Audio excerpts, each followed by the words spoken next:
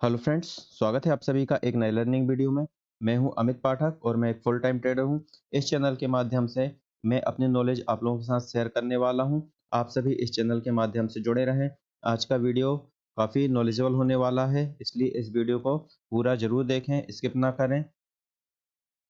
Support और resistance क्या होता है, ये कैसे बनते हैं और स्ट्रॉन्ग सपोर्ट और स्ट्रॉन्ग रेजिस्टेंस, इन सब पर हमने पहले भी बात की है और इन पर 3 वीडियो बनाया है।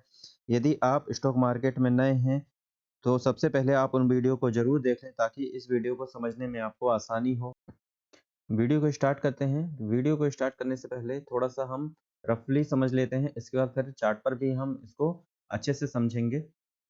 सबसे पहले हम देखते हैं कि सपोर्ट क्या होता है। तो जब मार्केट में जब एक गिरावट होती है, तो मार्केट जब गिरता है तो गिरावट में कहीं न कहीं मार्केट एक जगह रुकता है और रुकने के बाद यहाँ से मार्केट में क्या होता है कि कुछ समय तक यहाँ पर रुकने के बाद या तो ऊपर की तरफ जाएगा, तो या तो ये रिवर्स कर देगा या फिर थोड़ा-सा ऊपर-नीचे ऐसा होता हुआ हो सकता है कि इसके नीचे चले जाए। तो ये जो एरिया कहलाता है, ये एक सपोर्ट एरिया कहलाता है। सबसे पहले आपको फिर से बता देता हूँ कि जब मार्केट में गिरावट हो रही है तो मार्केट कहीं न कहीं रुकेगा, रुकने के बाद वो यहाँ पे थोड़ी देर कुछ समय के लिए होल्ड करेगा और होल्ड करने के बाद या तो वो रिवर्स अपसाइड मूव करेगा या फिर यहाँ पर डाउन साइड आ जाएगा। तो अगर ये अपसाइड चले जाएगा तो यहाँ से हम बोलेंगे कि मार्केट ने यहाँ पे सपोर्ट ले लिया है, ये सपोर्ट एरिया कहलाएगा। लेकिन अगर यहाँ से मार्केट गिर जाता है तो हम बोलेंगे कि मार्केट ने यहाँ पे सपोर्ट को तोड़ दिया। इसी प्रकार से मार्केट जब एक अप ट्रेंड में रहता है, तो मार्केट में जब अप ट्रेंड होता है, तो यहाँ पर मार्केट कहीं न कहीं रुकता है और रुकने के बाद यहाँ पर मार्केट में हमको एक रिट्रेसमेंट देखने को मिलता है और इस प्रकार के कुछ प्राइस एक्शन बनाती हुई मार्केट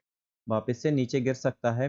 तो नीचे गिरेगा तो हम बोलेंगे कि यहाँ पर रेजिस्टेंस लिया, लेकिन यदि मार्केट यहाँ से होल्ड करने के बाद यहाँ से वापस से रिटर्न हो गया तो हम यहाँ पर बोलेंगे कि रेजिस्टेंस को तोड़ दिया। तो ये क्या कहलाएगा, एक रेजिस्टेंस एरिया कहलाएगा जहाँ पे मार्केट कुछ समय तक होल्ड करेगा, रुकेगा। सबसे पहले आपको एक बात और बता देता हूँ, पहले भी मैंने ये बात बताई थी कि सपोर्ट और रेजिस्टेंस एक लाइन नहीं होती है, बल्कि एक एरिया होता है, एक जोन होता है।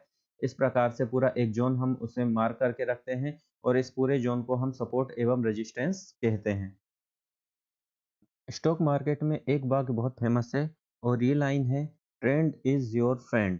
बस सपोर्ट एवं रेजिस्टेंस पर भी हमें इस बात को ध्यान रखना चाहिए कि ट्रेंड हमारा फ्रेंड होता है। इसका मतलब ये हुआ कि जब मार्केट में गिरावट हो, डाउन ट्रेंड में मार्केट में हमें कभी भी सपोर्ट नहीं ढूंढना चाहिए और जब मार्केट एक अप ट्रेंड में हो, बढ़ते हुए मार्केट में हमें कभी भी रेजिस्टेंस नहीं ढूंढना चाहिए। अक्सर लोग यही गलती कर देते हैं कि जब मार्केट में एक गिरावट होती है तो लोग वहां पर सपोर्ट ढूंढने की कोशिश करते हैं और सपोर्ट ढूंढकर वहां पर ट्रेड लेते हैं, जिनके कारण उसका उनका नुकसान हो जाता है। और जब मार्केट एक अप ट्रेंड में होता है तो फिर वहां पर लोग क्या करते हैं, रेजिस्टेंस ढूंढने की कोशिश करते हैं। ये सबसे बड़ी गलती होती है। आज हम moving average based support and resistance पर बात करेंगे।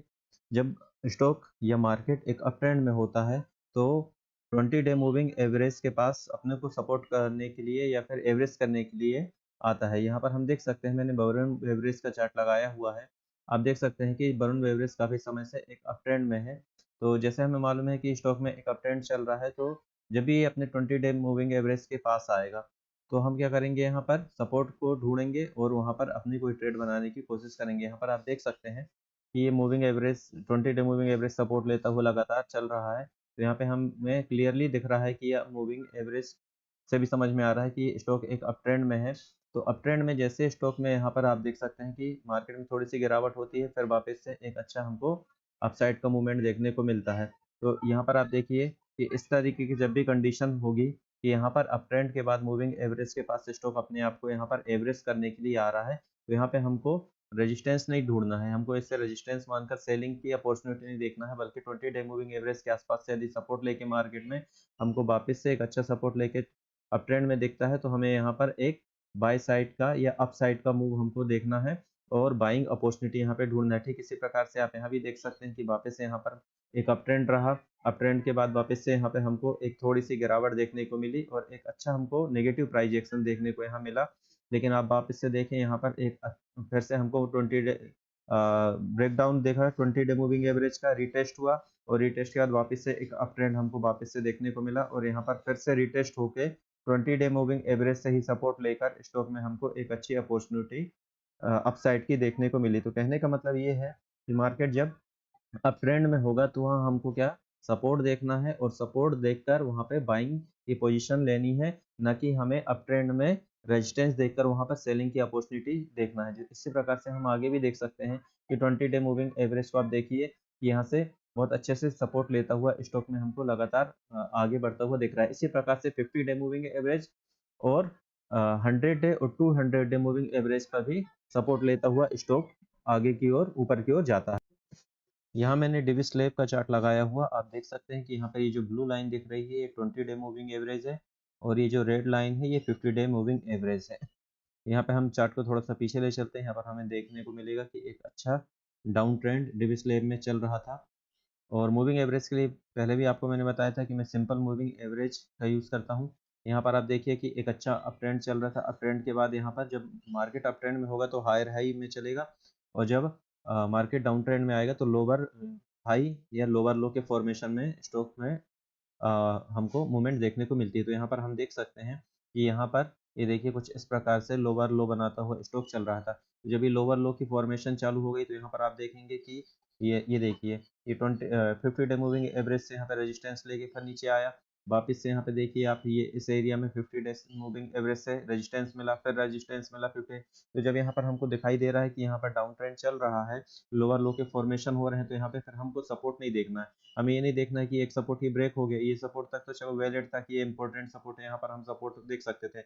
लेकिन इसके बाद से जैसे यहाँ पर देखेंगे यहाँ एक सपोर्ट है, तो इस सपोर्ट को हम यहाँ पर हम सपोर्ट में बाइंग ट्रेड नहीं देखेंगे। यहाँ पे हम देखेंगे कि रेजिस्टेंस कहाँ है और रेजिस्टेंस के पास से हम वहाँ पे सेलिंग की अपॉर्चुनिटी, यदि आप इंट्राडे ट्रेड कर रहे हैं तो या फिर आप पोजिशनल वगैरह है तो वहाँ पे आप अपना